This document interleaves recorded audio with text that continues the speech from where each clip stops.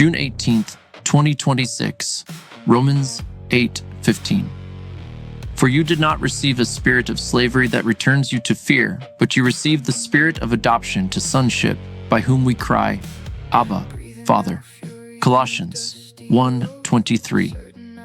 If indeed you continue in your faith, established and firm, not moved from the hope of the gospel you heard, which has been proclaimed to every creature under heaven, and of which I, Paul, have become a servant.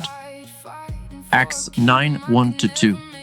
Meanwhile, Saul was still breathing murderous threats against the disciples of the Lord.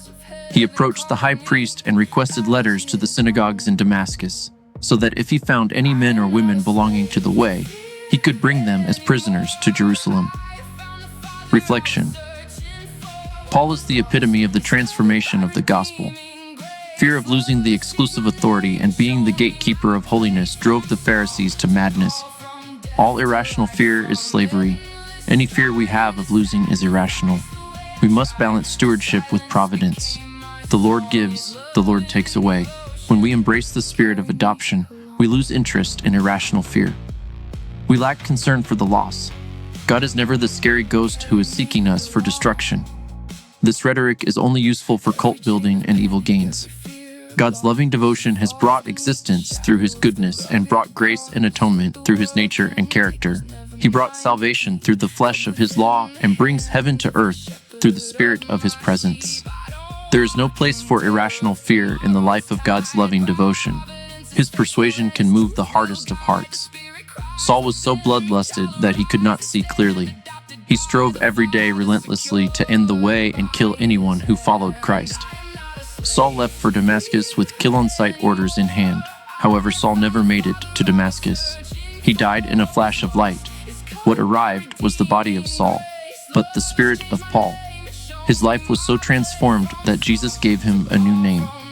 Saul, the killer of the way, became Paul, the bond servant of the gospel, follower of the way. The very sect he sought to destroy became the anthem of his life's work.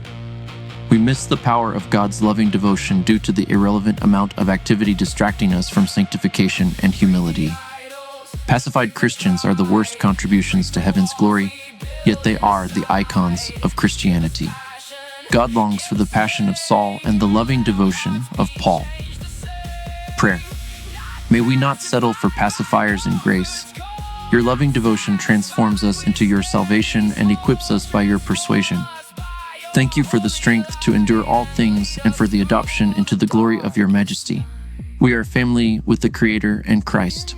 Together, by your grace, we build the glory of the heavenly kingdom through sanctified salvation and hope, rooted in the perfect persuasion of your loving devotion. Amazing grace and his loving devotion will never be replaced. From Saul to Paul, from death to life, through every burden, every trial and strife, the way of Christ forever leads us on, and his loving devotion is our victory song.